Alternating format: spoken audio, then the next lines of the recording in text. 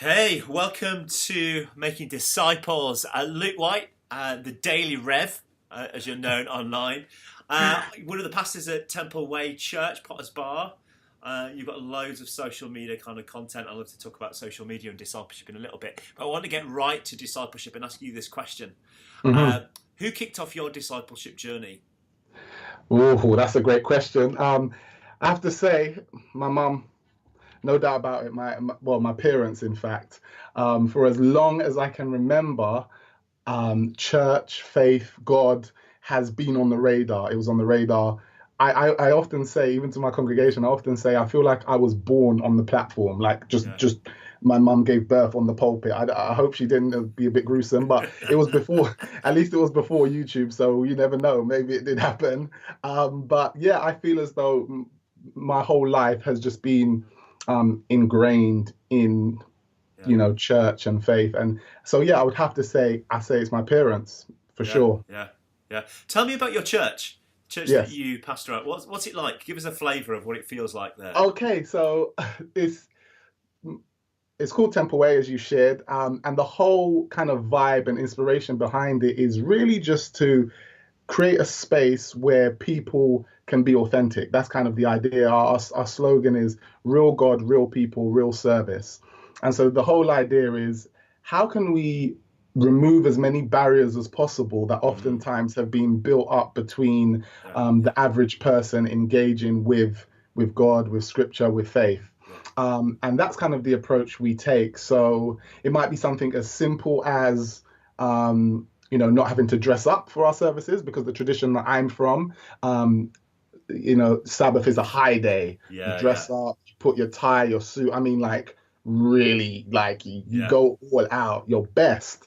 And so that was one of the barriers that a lot of us, the younger generation, typically called the millennials, we felt that our friends who weren't born in the faith like we were, we couldn't really engage them. The gulf was too big between what we experience every week and what life really is like.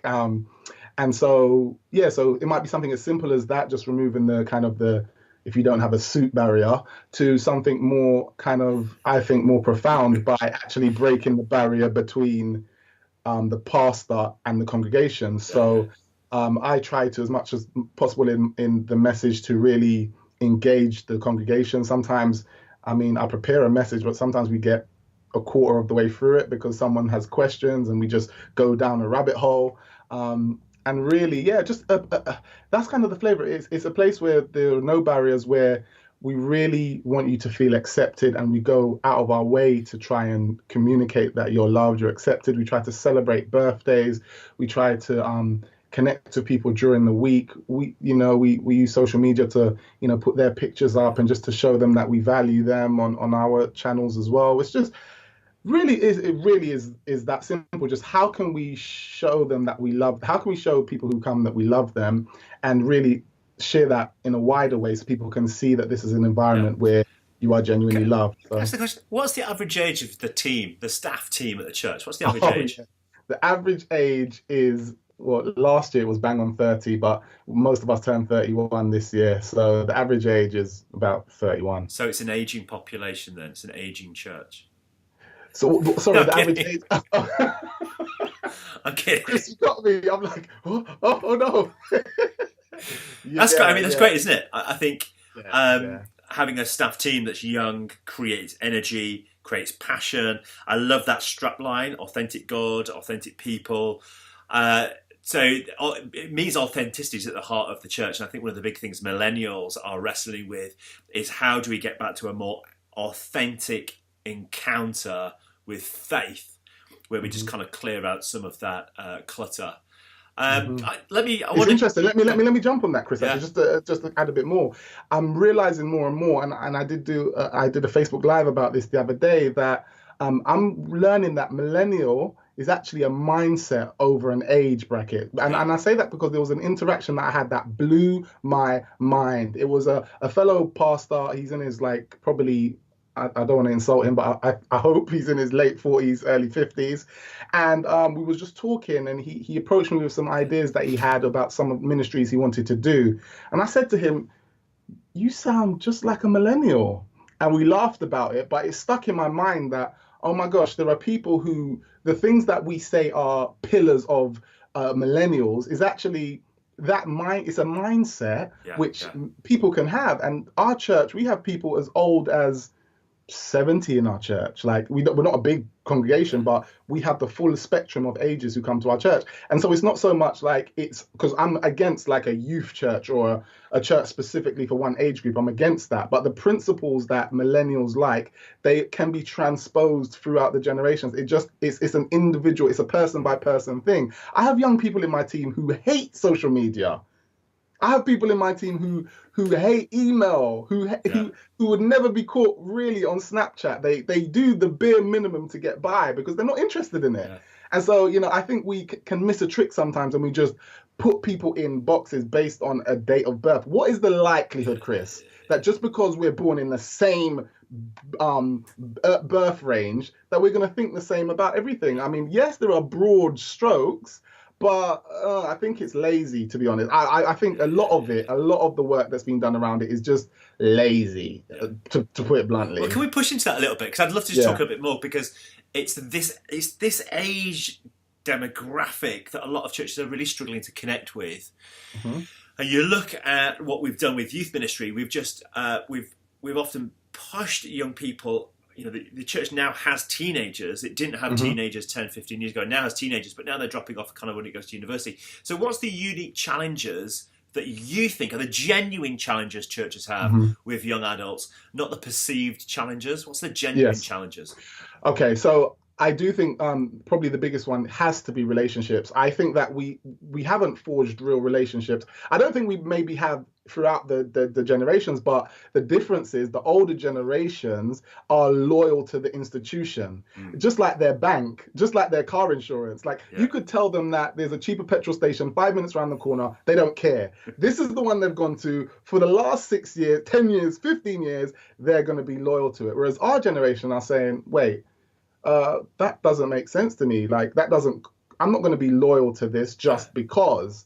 And so because then there's no, and then the church probably or possibly hasn't forged real relationships, there's nothing that is keeping them there. And I think that's the glue, because I might not like the preacher, I might not like the sermons, I might not like the music, I might not like the food, I might not like many elements of it. But if I know there are genuine relationships that I have formed there, I believe that that's the stickiness that goes beyond when I go to university and the transitions in my life. I just believe it's relationships. Otherwise, there's just no point. I'll either church hop and go to jump to, the latest thing, Hillsong, I'll jump to the cooler, more innovative things, but they again, still, I don't think can hold if I don't then, when I'm there, form real relationships. I'll just then jump to the next thing and the next thing, because I believe, I could be wrong, but I just believe that is the glue. It's the relationships. And if we don't put more effort and time into forming them, then we're going to lose them, I believe. And sorry to go on this point, but I think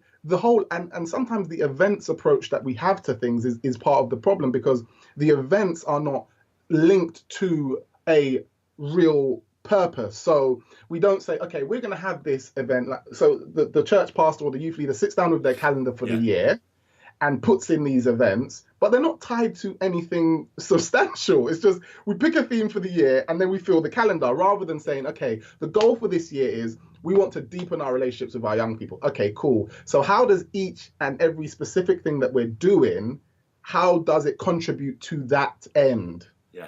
And I think we put the cart before the horse. So yeah, in short, I just think relationships are the key. I really do. Yeah, I think so often the church is focused on commitment to our church will be because you like what we do, but the reality is people want to be at my church because of the relationships that they have. And that's the change, isn't it? And actually, this comes back to what you said earlier, and I'd love to just pick this up around authenticity. The central narrative around relationships is authenticity. Relationships that are real and they're deep. And you talk about this quite a lot on your podcast and on stuff online. Why is it important to you that things are authentic? That's a great question. I think that I think a lot of the time we're walking around with masks on. And I think it's a normal thing to do. We present different sides of ourselves at different times.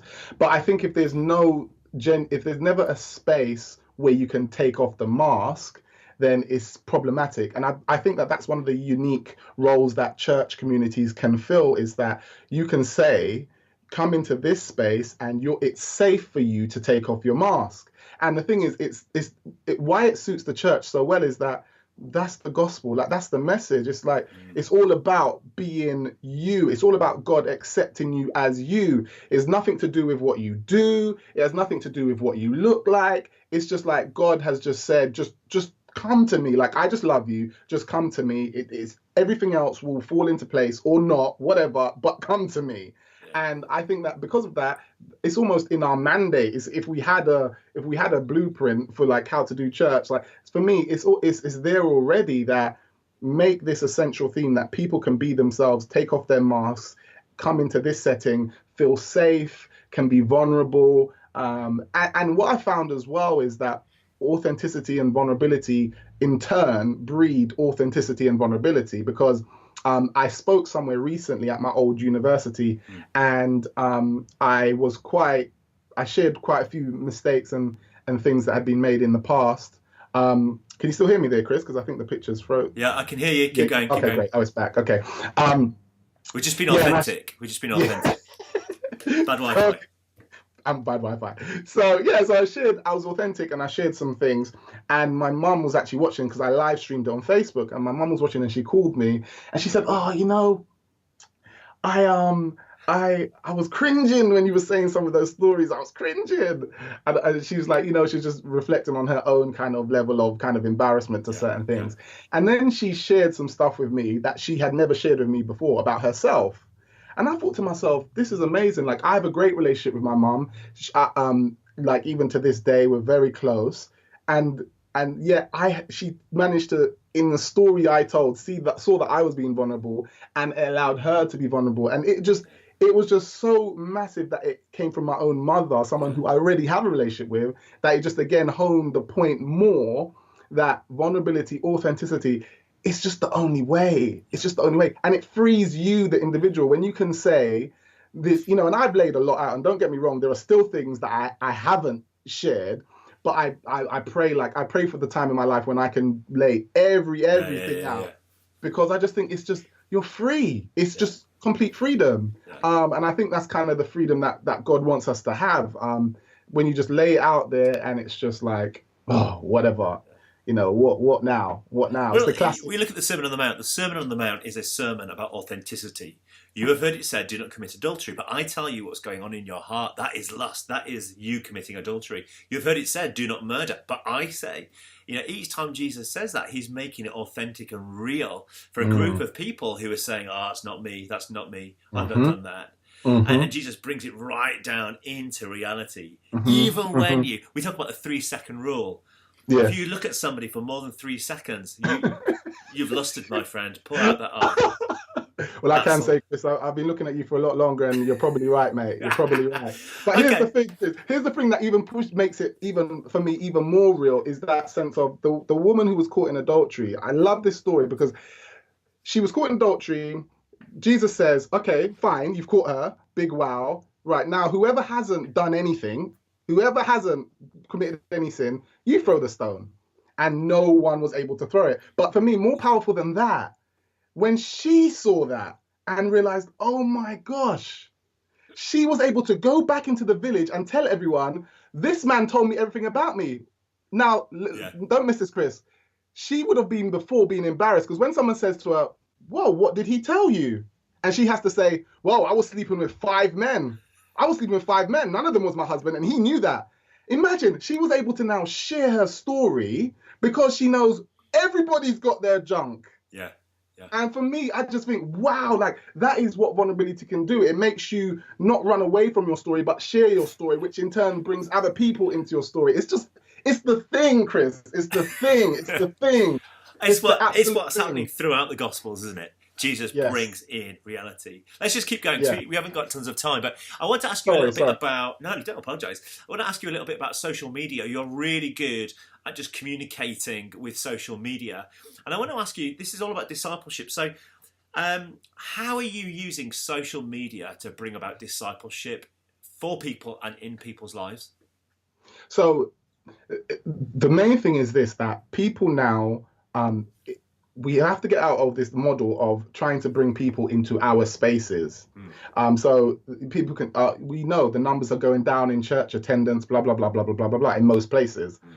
So for me, we need to get away from that model of here we are, come over to us. So social media provides the perfect opportunity because basically we know everyone's going to 5 or 6 different platforms numerous times a day. It's basically making our job actually easier for us. So in the scripture where you see Jesus traveling around trying to get to people, if Jesus was around now, he'd sit in his office like this, press live on his phone and be transmitted to potentially the whole world from a button. Like, you know, he'd save so much money in sandal repair costs, you know? So that's kind of the thing. It's like everybody's already there. So then why not just go where they are? Let me just push back on that for a second. We've just talked about authenticity and relationship. Yes. The danger of social media is we just project. Yes. We become the preacher in the pulpit and we expect the congregation to listen. Actually, isn't social media the opposite to what we're saying people are looking for? You see, no, because the whole point of social media is, you might as well call it relationship media. The real job of social media is to form relationships. Now, we all know that people present a lot of the time a perception of themselves, but that people do that anyway in every area of life. You go out your house right now, there'll be someone pretending, you know, whatever, have a big BMW pretending that they're rich, but really they're paying finance, or it's complete on loan and they're bankrupt, really. But people always use other things to present a perception of themselves. So you've got that opportunity. Now, there are people on social media who will never come to your church. I said this recently. They will never come to your church, no matter how much you beg and plead and no matter how much money you pour into it. They'll never come to your church, but they'll look at your profile. So that gives you an opportunity it gives you a little crack to share something positive. So I'm not always up there just preaching. I'm trying to be a positive, genuine, just who I am person, and give people the opportunity to think about what I believe are more important issues rather than, you know, just the typical. So that's the first thing. And then it's up to you how authentic you are on those platforms. It is completely up to you. The platform is just another opportunity for you to interact with people, which previously you never had. So that's the thing. So it's up to you how authentic you are on those platforms. I say fully go for it. I say, you know, just fully engage, because at a touch of a button, you have the power to potentially be in front of anyone who's got internet. Yeah. We've never had an opportunity like this, Chris. Like, I can push a button and go live to potentially the whole world. That's ridiculous. Some of my church members say, Chris, your social media makes it look like all you do is have fun. all the time, all you're doing is having fun. You seem to be either at a Star Wars event or doing some craft with your kids. You don't seem to be doing much working. And I said, well, when I'm cleaning the toilet because somebody's had diarrhea in our church toilet, and I'm on my hands and knees with the rubber gloves on, because he's coming off heroin, and he's like, I don't Instagram that moment, do I? when I'm going around to a person's house that I know is struggling financially to see how we can bring help, you don't go, hang on a moment, can I Instagram? So my Instagram and my Facebook ends up being filled full of fun stuff. I can't really show the real stuff. So it's a balance, isn't it, between the whole thing? I completely hear that. And I think, you know, going straight to camera, Snapchat or Instagram, and saying that, hey, I just come from a member's house, or I've just come from someone's house who's really struggling. I just want you guys to know, if you're struggling with anything, slide in my DMs. Send me a DM, send me a PM, whatever you want to call it. Send me an email. We can talk about it, or call me. We can arrange a meeting. That's it. Yeah. And the point is, you wouldn't have had that opportunity before to use those moments to get in front of people so people can see, oh, okay, that's what Cris is about. Like, before social media, how would people know, like, anything that you do? Or you'd have to physically walk around there, or pick up the phone, or take up your cup, or send a carrier pigeon, or whatever they did back in the day. But the point is, now you can just reach people instantly in this part of the world. Anyway, in the first world, it's the biggest opportunity we have. And I just feel that we're still not taking it seriously enough, because it's a huge opportunity. It's a huge, Yeah. huge opportunity. One last question before we go. Yes. I want to ask Yes. just more about this authenticity for a second. Yes. The church really seems to have some no-go areas when it comes to discipleship. Some people say all the church do is talk about sex. Actually, what we do is we talk a lot about one kind of sex. Yes. But when it comes to sex, porn, masturbation, Yes. all of that kind of stuff, when it comes actually to addiction, we're quite silent a lot of the time. Yes. And I want to ask the question, how do we get those no-go area topics back on the average disciple's radar? It starts by what they call turkeys voting for Christmas. I always use this. My wife says, "Oh, stop using this analogy." But it's true. Basically, you and me at the top have to say, I am, and this is another thing that we do. It's easy to say what we've conquered, right? Yeah. I can say, oh gosh, 5 years ago, man, I used to be at it like a rabbit, or whatever we used to do. Yeah. It's a whole nother different level to be able to say, this is what I'm in right now. This is what I'm praying for God to conquer right now. And so in the model that we have at the moment, it starts at the top, I believe. It starts by those who are looked up to saying, look, this is some of the issues. That's why it's interesting. Like, I don't know how much your listeners are into, popular culture, but it's interesting. Jay-Z had his new album out the other day in which he talks about cheating on his wife. He talks about the infidelity in their home. And, there have been, and then you have the people who haven't come out and spoke about what they did, but they've been exposed through social media and things like that. So things are being raised to the surface. And I think that's actually important, because what it says that, look, guys, actually, everybody's got issues. The same thing about the woman at the well. It's that same thing. It's that, okay, so you're gonna crucify Kevin Spacey for what he did, or you're gonna crucify this person or that person. Okay, well, you who are without sin, you throw the first stone then. Yeah. You throw the first stone, because I know what you did last summer. I know what you did last night. I know what you're thinking right now. So what are you gonna do? And so for me, this is the thing. It's like people have to get real, be honest about their own struggles. And again, if the atmosphere isn't right, then you have to move slowly and move with your congregation. But it has to be a case where you don't protect, you're not self-preserving so much, because I'm telling you, nothing happens. Like, when you are vulnerable, the worst thing that you think is going to happen, it actually doesn't happen.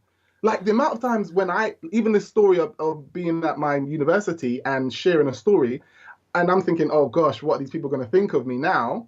What, someone comes up to me and is like, oh, Luke, I'd love to work with you at your church. I'm like, how did you just get that from what I just said? How did you get, you want to work with me? And it's amazing what can happen. It's just amazing what can happen. And I think that the way we get that into our communities is we have to be that. We have to walk that. We have to. It sounds obvious, but we just have to, man. So vulnerability essentially starts at the top. And if we want to make disciples who are vulnerable, then we ourselves need to be vulnerable disciples. Yes. And also the other angle is, sorry to keep going, but the other angle is we have to get rid of, at least in my congregation, I don't know about other congregations, but this method of really penalizing those who do something wrong, who are lowered down, let's say, or sorry, one of your members, let's say, and if we punish them when things get out, or we use them as an example, then that's not going to promote, again, make people feel it's okay to come out and say. Because I remember how Jane was treated, I remember how Mike was treated, then why would I then want to come forward? So it's actually a two-way thing. It's the turkeys at the top voting for Christmas, but it's also the way they treat those who have transgressed. It's not writing people off. There you go. It's being a community of grace and not writing people off. Hey, Luke, I've thoroughly enjoyed my time with you. I've learned about turkeys, which I'm so pleased about. I'm glad that came up. I was wanting to ask about that. Hey, I would love to have further conversations with you about discipleship in the future, if that's all right. I've had such a great time, and I think those watching this will have really appreciated it as well. Thank you for your authenticity. And bless your church and all that you guys are doing, and I look forward to hearing more in the future. Same to you, Cris. Blessings to you and the Spring Harvest team. Yeah. I've never been myself, but I'm gonna try and check it out maybe 1 year. So 1 year. Yeah. All right, I'm gonna try and check it out this year, Cris. I'm gonna try and check it out. You do that. Hey, grace and peace. Blessings.